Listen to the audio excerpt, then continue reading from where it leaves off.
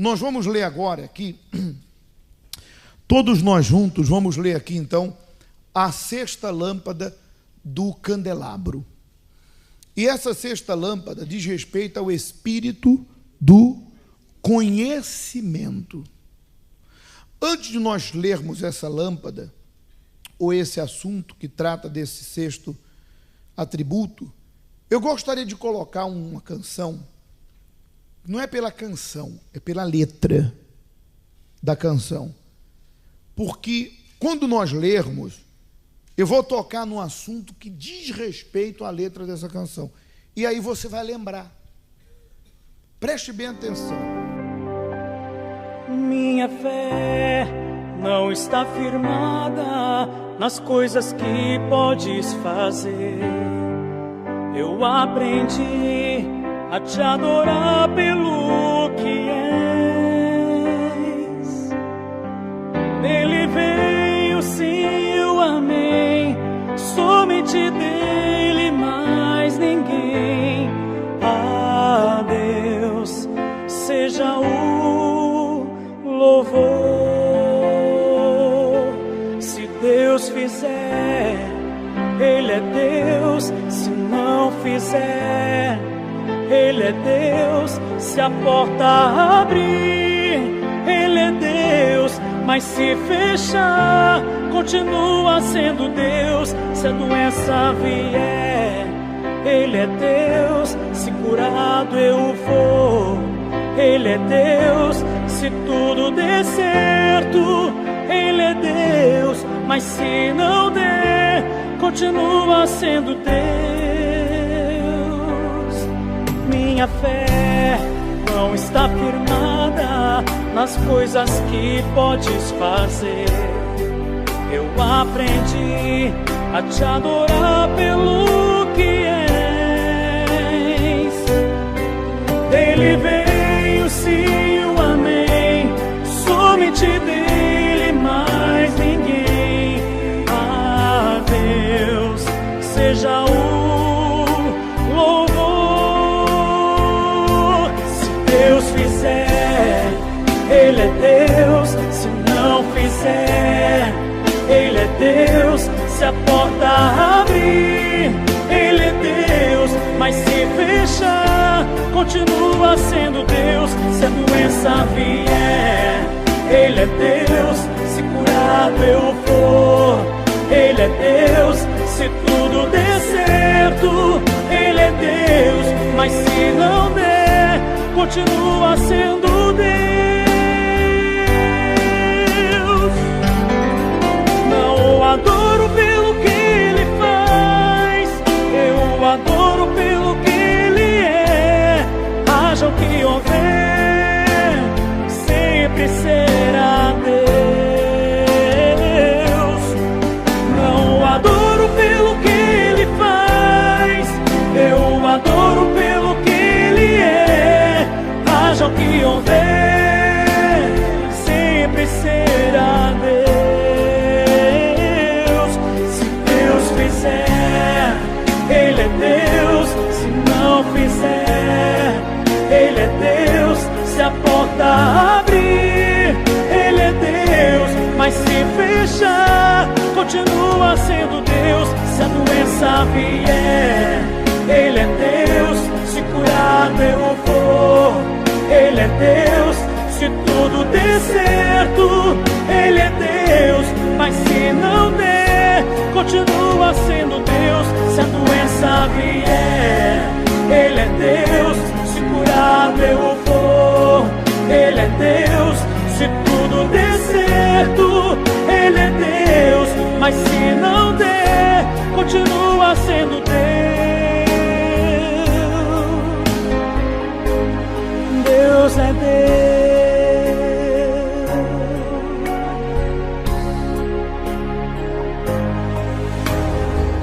Diante dessa canção, a gente começa a entender o real sentido desse atributo.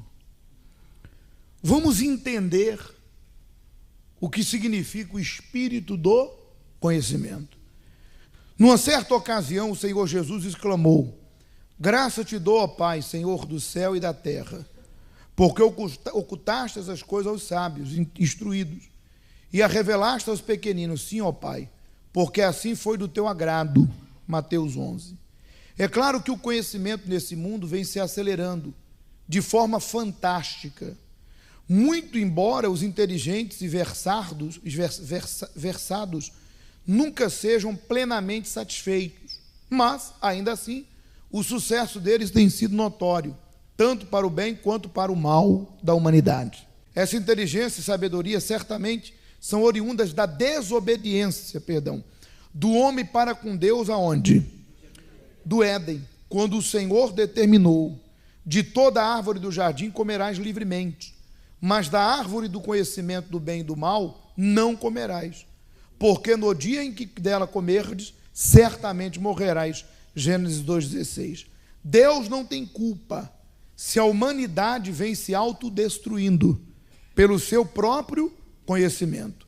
Todavia, há um conhecimento que está acima de todo existente neste mundo: o conhecimento da vontade de Deus para o homem. E isso só é possível para aqueles que permitem ser usados pelo Espírito Santo. Ponto. Deixa eu fazer uma observação aqui, só para a gente. Certa vez, Paulo, aos Coríntios, disse o seguinte: eu, porém, irmãos, não vos pude falar como espirituais, e sim como carnais, como crianças em Cristo. Leite, disse o apóstolo, dei a beber, e não alimento sólido, porque ainda não podeis suportá-lo, nem ainda agora podereis, porque ainda sois carnais. Porquanto havendo entre vós ciúmes, contendas, e não é assim que sois carnais, e andais segundo os homens? Ponto. Deixa eu explicar algo para si. Quando a pessoa recebe o Espírito de Deus por uma entrega, e com o Espírito de Deus você recebe o Espírito do conhecimento, que é o atributo, então você recebe a mente de Deus, você recebe o novo coração, a nova mente e o novo espírito. Você passa a enxergar as coisas com os olhos de Deus, não com os olhos do mundo ou com os olhos do diabo. E você passa a ter os seus pés aonde? No chão. Nós deixamos de ser crianças espirituais, crianças na fé, e passemos a ser adultos na fé, amadurecidos na fé. Já não comemos mais, não bebemos mais leite, que representa aquelas coisas básicas, das coisas do conhecimento sobre Deus, mas se aprofundamos e passamos a absorver e entender as coisas mais fortes, coisas sólidas, que nos faz a cada dia se tornarmos mais próximos de quem? Na nossa comunhão, na nossa oração, na nossa entrega. Hoje entendemos que para Deus não é impossíveis, e para aqueles que estão revestidos dessa fé também não. Então, recebendo esse conhecimento, tendo os pés no chão, nós baseamos a nossa vida com Deus não nas bênçãos. Nós não avaliamos nossa condição diante de Deus por conta das coisas do mundo, coisas e pessoas. Não, nós saímos desse nível. Nós não servimos a Jesus e não seguimos a Jesus pelo pão e o peixe. Não foi isso que ele disse para a multidão? Vocês me seguem por causa de pão e peixe, não por causa da vida eterna, não pela minha vontade, não pela vontade do meu Pai. Então, nós já não seguimos Deus por interesses pessoais, de repente egoístas, porque só olhamos o nosso lado. Nós servimos a Deus pelo que Ele fez. Nós entendemos que o mais importante para nós, hoje, não é casa, não é carro, não é pai, não é mãe, nem irmão, é a salvação da nossa alma. Então, nós colocamos a nossa salvação acima de todas as coisas, a ponto de abrir mão de coisas e pessoas por causa da nossa salvação. Por isso que o Senhor Jesus disse: quem não aborrecer pai e mãe não é digno. Às vezes temos que aborrecer nossa carne, que é a nossa vontade, e outras vezes temos que aborrecer coisas e pessoas que querem nos tirar de quem? De Deus, e que nós temos que dizer não. Mas quem é que faz isso? Quem é que abre mão de sua vontade? Quem é que aborrece coisas e pessoas em favor da sua salvação? É quem tem o conhecimento, o valor daquilo que Jesus fez aonde? A pessoa que entende, meu Deus, tudo nesse mundo passa. O carro novo fica velho, o filho pequeno vai crescer, vai perder a graça, porque vai começar a ter vontade própria. A casa nova fica velha, tudo perde o valor. A vida nesse mundo não vale nada, porque tu vale pelo que tu tem, não pelo que tu é, ou não. Experimenta não ter nada para tu ver se tu vai valer alguma coisa aí fora. A pessoa começa a entender, e diante das decepções que ela vive ou viveu, diante dos problemas que ela vive ou viveu, ela começa a entender: o mais importante é eu guardar o maior tesouro, que é a minha salvação, é a vida eterna. Então aquela pessoa hoje, ela anda com os pés aonde? No chão, no que diz respeito à vida espiritual. Ela não baseia a sua vida em coisas e pessoas. Então, para ela não importa se está indo bem, amém. Se está indo mal, está na mão de Deus. Ela não muda com Deus por causa disso. Ela não muda com Deus porque ela perdeu o emprego. Se ela perdeu o emprego, eu falo: Deus, está na mão de Deus, vou arrumar outro. Mas ela não muda com Deus porque ela perdeu o emprego. É como acabamos de ver nessa canção: se Deus fizer, Ele é Deus. E se não fizer, Ele é Deus. Se a porta abrir, Ele é Deus. E se fechar, continua sendo Deus. Se a doença vier, Ele é Deus. Se curado for, Ele é Deus. Eu não sirvo Ele pelo que Ele tem para dar, mas pelo que Ele fez por mim, pelo que Ele é para mim. Porque se você serve a Deus baseado em coisas e pessoas, infelizmente você vai mudar com Deus a todo instante. Sabe por quê? Porque quando aquilo que tu conquistou, ou quando aquilo que tu tem começar a perder o valor, perder a graça, você vai ficar desmotivado diante de Deus. E quando vier os problemas, as lutas, você não vai ser a mesma pessoa com Deus. Porque você baseia a tua vida com Deus nas conquistas, nas mudanças. Ou seja, quando tudo vai bem, você é um para com Deus. Seu comportamento é um. E quando tudo vai mal, seu comportamento é outro, quando não deveria. Você está sendo uma criança espiritual. Você serve a Deus na base do prêmio. Olha, meu filho, se você fizer isso aqui, eu te dou isso. Se você fizer isso, eu te dou isso. Você serve a Deus na base do interesse. Mas eu pergunto para a senhora e o senhor: e o que Ele fez por nós? E o plano de salvação? Porque o conhecimento é esse, que Deus amou o mundo de tal maneira que deu o seu Filho unigênito, para que todo aquele que nele crê não pereça, mas tenha vida eterna. O Senhor Jesus veio como o caminho, a verdade e a vida. Ele derramou o sangue no Calvário, não foi para me ter uma casa, um carro. Isso é consequência, gente. É consequência da fé. Entenda, se você tem um problema para resolver, para isso nós temos a corrente.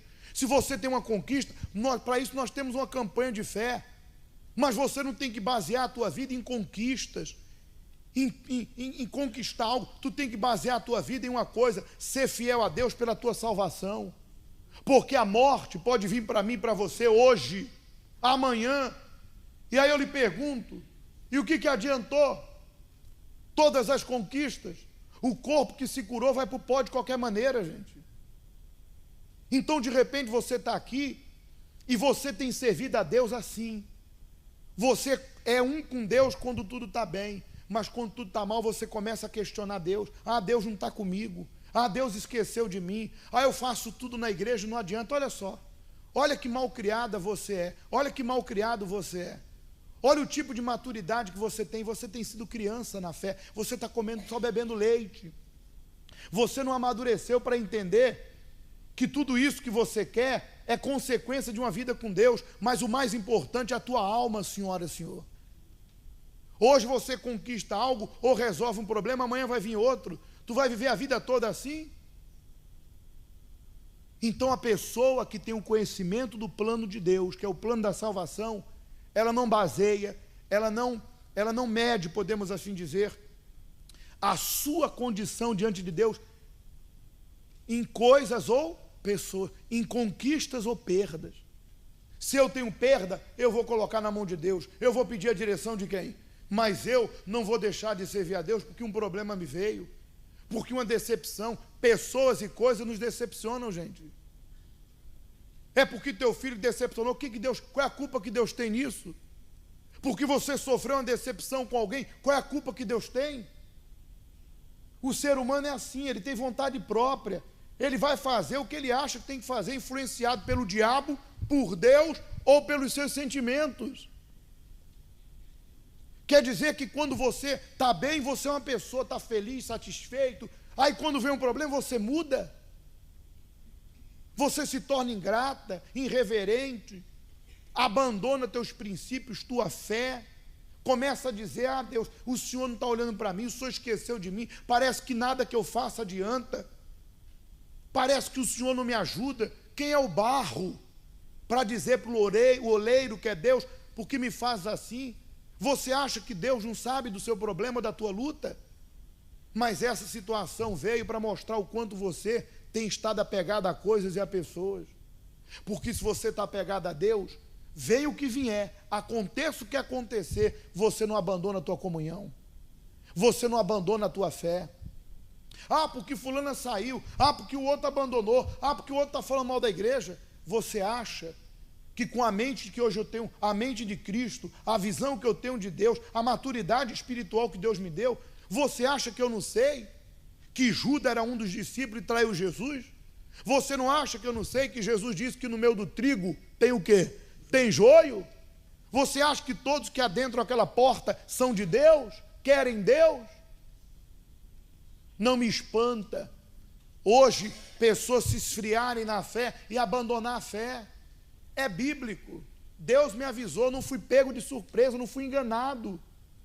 Tem gente que age como se Deus tivesse enganado ela. Não, Ele me avisou. Ele me avisou das lutas, Ele me avisou dos desertos. Eu estou pronto para eles. Ah, mas o fulano largou a fé, vou orar por ele. Ah, o outro está falando mal da igreja, vou orar por ele, que falaram mal de Jesus também. Jesus mandou o demônio embora, chamaram ele endemoniado. Príncipe dos demônios. Pelo amor de Deus, gente.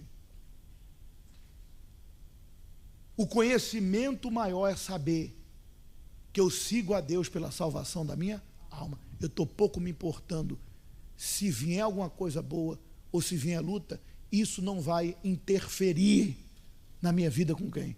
Com Deus. Isso é secundário. Eu não vou servir Jesus na base das conquistas. Isso é consequência da minha obediência, da minha fé. Então, se você, de repente, está aí, você tem sido mal criado para com Deus. De repente você acontece, é humano. De repente, no momento da tua luta, tu falou que não devia. E mesmo que não falou, você ficou indiferente, porque tem atitudes que falam mais que palavras. Você teve um problema, uma perda, uma situação, e você ficou frio com Deus, indiferente, como se Deus tivesse te enganado. Mas você só mostrou que você não estava servindo Ele pelo que Ele fez por si, por mim, na cruz, e sim pelo interesse que você tem nas coisas materiais.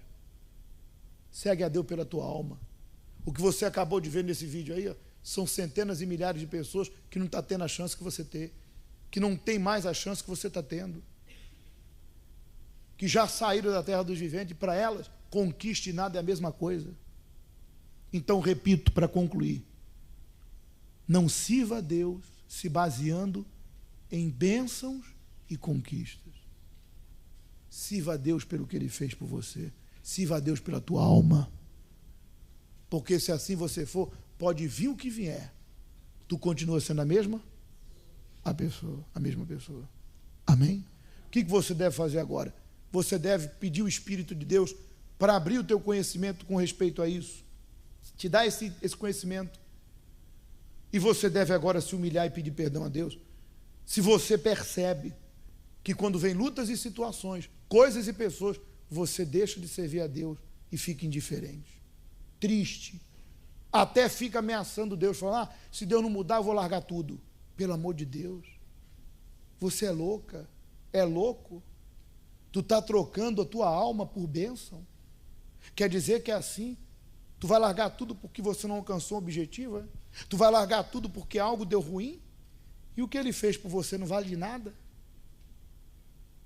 Então pede perdão a Deus, amém? Fique de pé, por favor.